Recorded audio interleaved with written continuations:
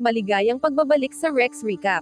Sa video na ito, ibabahagi ko sa inyo ang action and thriller movie, na pinamagatang, The Gunman, na ipinalabas noong 2015. Nagsisimula ang kwento kay Jim Terrier at sa kanyang mga kaibigan na nagiinuman at nagkukwentuhan sa isang bar sa lungsod ng Congo. Biglang nagbalita ang telebisyon tungkol sa ilang kumpanya ng minahan na tinatapos na ang kanilang mga kasunduan sa Democratic Republic of the Congo dahil sa lumalalang korupsyon. Kinabukasan, makikita natin si Jim at ang kanyang kasintahan na si Annie na bagong gising. Sinusubukan niyang kumbinsihin si Annie na manatili pa ng kaunti, ngunit kailangan na nitong umalis dahil sa abalang schedule sa trabaho. Sa susunod na eksena, makikita si Jim na nagpapatrolya kasama ang kanyang grupo. Napansin niya ang dalawang sasakyang papalapit sa bukirin. Ang mga ito ay pagmamay-ari ni Felix at ng kanyang grupo mula sa Cox. May kutob si Jim na may kakaiba, kaya't pinagmasdan niya ito gamit ang binoculars. Pagkatapos ay inutusan niya ang kanyang grupo na simulan ang kanilang misyon. Pumunta si Felix sa isang ospital upang bisitahin si Annie na abala sa pag-aalaga ng kanyang mga pasyente. Inalok niya itong ihatid pa uwi, ngunit tumanggi si Annie at sinabing si Jim ang susundo sa kanya. Halatang may pagtingin si Felix kay Annie. Makikita naman si Jim at ang kanyang grupo sa loob ng sasakyan, habang pinaplano ang pagpaslang sa isang ministro. May isang kasamahan ang nagtanong tungkol sa kanilang escape plan. Ipinaliwanag ng kanilang leader na si Felix na ang bahala sa lahat at sasakay sila ng eroplano para makatakas. Sa sumunod na eksena, ipinakita si Jim na naghahanda ng kanyang sniper rifle sa isang bintana ng isang marangyang hotel. Bahagyang kabado, hiniling niya kay Felix na bantayan si Annie kung sakaling hindi maging maayos ang operasyon. Habang kinakausap ang kanyang grupo, tiniyak ni Felix kay Jim na aalagaan niya ng mabuti si Annie. Makikita si Jim, na may hawak na sniper sa bintana habang papalapit ang convoy ng ministro. Nang makumpirma ng kanyang kasamahan na nasa kaliwang bahagi ng sasakyan ang ministro, inasinta ni Jim at binaril ito, na agad niyang napatay. Agad siyang umalis sa lugar. Lumipat ang eksena sa mga balita sa telebisyon na nagpapakita ng mga kaguluhan at riot na muling sumiklab sa bansa. Makalipas ang 8 taon, makikita si Jim na nag-e-enjoy sa pag-surfing sa isang dalampasigan.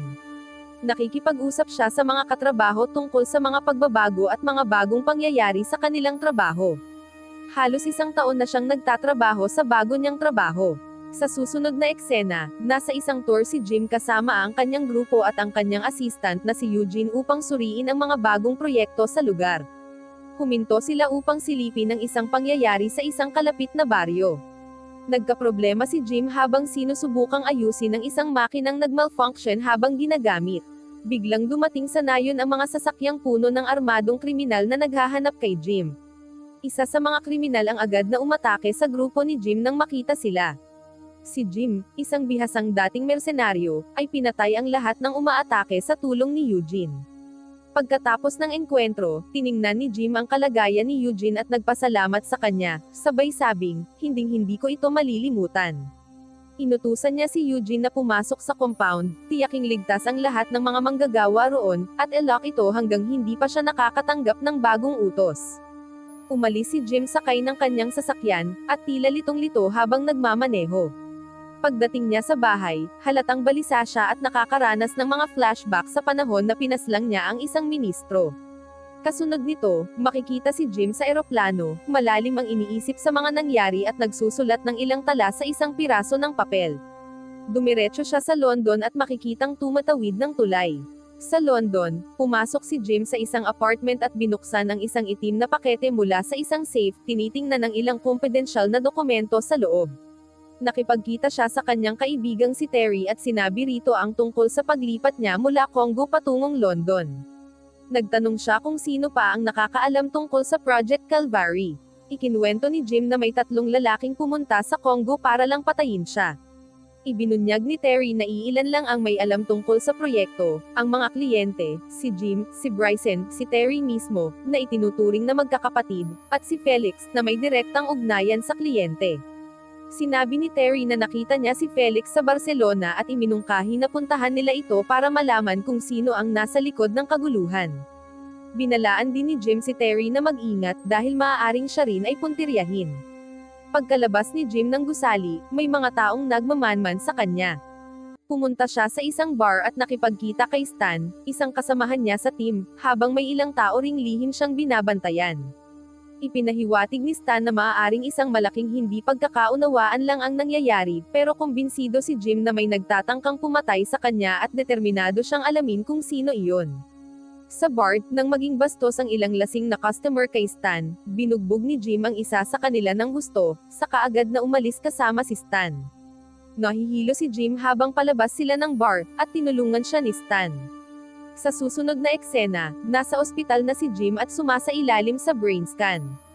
Sinabi ng kanyang doktor na may pinsala siya sa utak. Hindi na ito maayos na gumagana, at hindi na niya kakayanin ang anumang uri ng stress.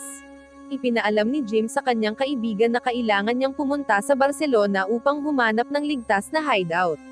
Sa simula, nag-alinlangan si Stan, ngunit napaniwala siya ni Jim at pumayag itong tumulong. Pinayuhan ni Stan si Jim na makipag-ugnayan sa ilang mga koneksyon sa Barcelona na maaaring tumulong sa kanyang misyon. Pagdating ni Jim sa isang hotel sa Barcelona, natagpuan niya ang lahat ng kailangan niya, kasama na ang isang baril at mga dokumento. Sinimulang subaybayan ni Jim si Felix, at nang mapansin niyang kasama nito si Annie, sinimulan niya itong sundan. Dumalo si Jim sa isang press conference kung saan nagsasalita si Felix. Bigla niyang pinutol ang talumpati ni Felix na naging sanhi ng pagkabalisa nito.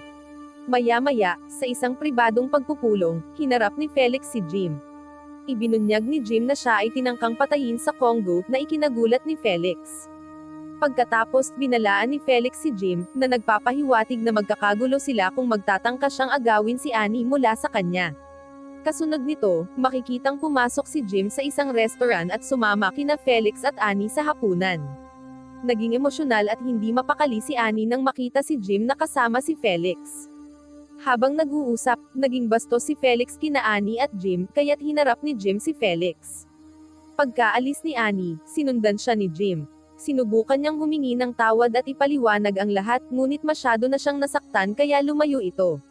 Pagkatapos, naliligo si Jim sa kanyang apartment nang may kumatok sa pintuan.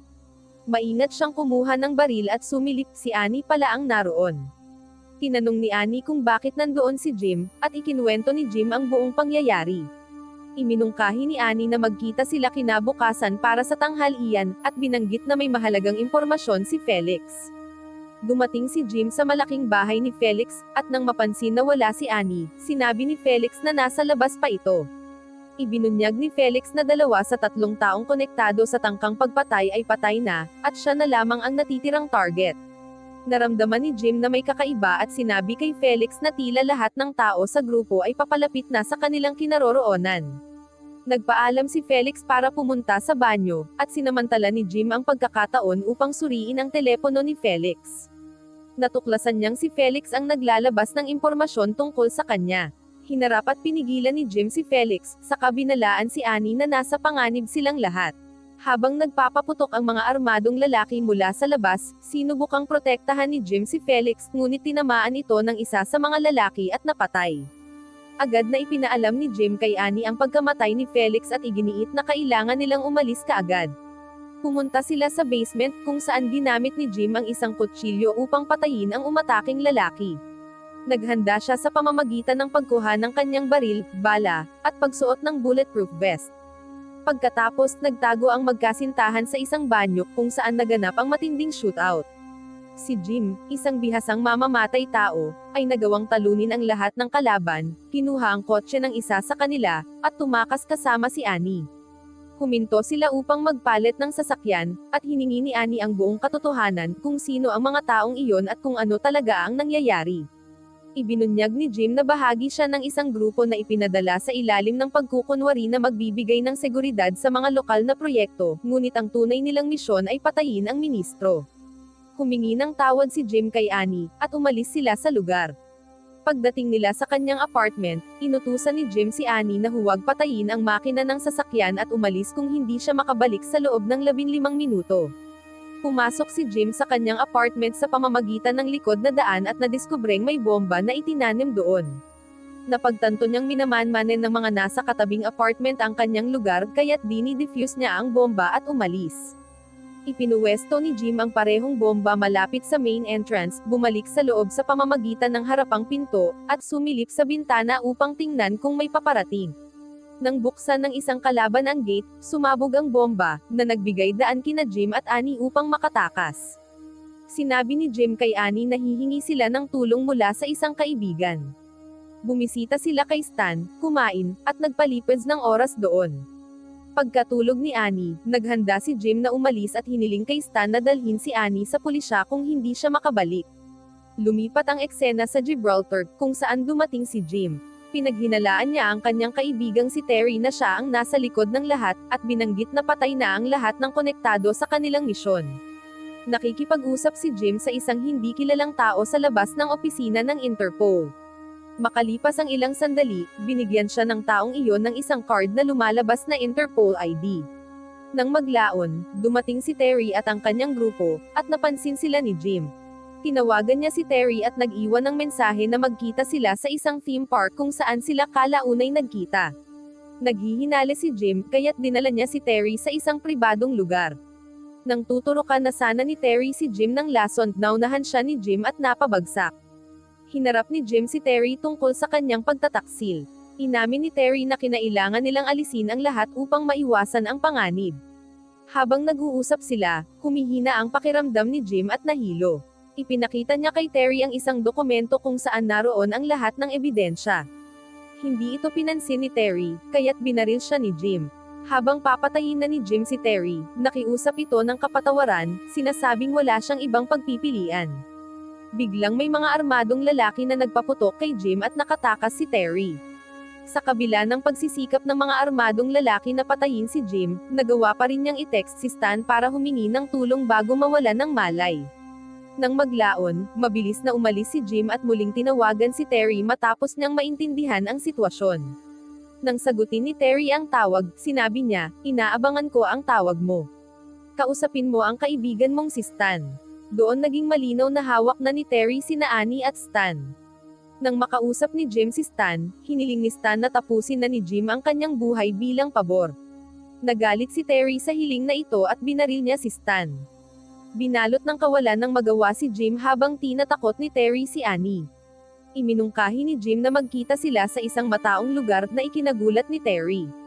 Para kumbonsihin siya, pinadalhan ni Jim si Terry ng isang video kung saan makikita si Terry na nagbibigay ng utos sa isang pagpatay. Nabahali si Terry at pumayag na magkita sila sa publiko. Inutusan ni Jim si Terry na palayain si Annie ng mag-isa, at nangakong dadalhin ang notebook at lahat ng ebidensya. Sumunod si Terry at dumating sa isang stadium kasama ang kanyang grupo at si Annie. Isa-isang pinatumba ni Jim ang mga armadong tauhan ni Terry. Subalit, sa gitna ng sagupaan, nabaril si Jim ng ikalawang armadong lalaki at kinailangang umatras upang maglapat ng paunang lunas. Nang iulat ng ikatlong gunman kay Terry na patay na ang dalawang tauhan, lumabas si Terry kasama si Annie. Samantala, nakatakas si Annie mula kay Terry. Nagkaroon ng matinding laban sa pagitan ni Jim at ng ikatlong gunman kung saan pareho silang nagtamo ng maraming saksak, ngunit sa huli, napatay ni Jim ang kalaban. Dahil sa matinding sugat, gumamit ng lubag si Jim at tinawag si Annie papunta sa kanya. Habang maingat na lumalapit si Terry mula sa likod na nagbabanta kay Annie, pinaputukan siya ni Jim, kaya nakatakas si Annie papunta sa itaas at nakaligtas. Nang magkasama na sina Jim at Annie, nabangga at napatay si Terry ng isang toro. Kinontak ni Jim ang taong hindi kilala na nagbigay sa kanya ng Interpol card, ibinigay ang lahat ng ebidensya, at dinala silang dalawa sa kustodiya nang dumating ang Interpol. Sa ospital, nakausap ni Jim ang ahente ng Interpol at pumayag na makipagtulungan para tuklasin ang lahat ng detalye. Sa sumunod na eksena, inihayag sa isang TV channel na naaresto na ang lahat ng kasangkot sa pagpatay sa ministro. Sa huling eksena, makikita si Annie na abala sa pagtulong sa mga nangangailangan sa isang baryo. Nagulat at natuwa siya nang makita si Jim na nakatapos na ng kanyang sentensya, at nagkaroon sila ng taos-pusong muling pagkikita. Wow naman! Doon nagtatapos ang pelikula mga idolo, salamat sa inyong panonood.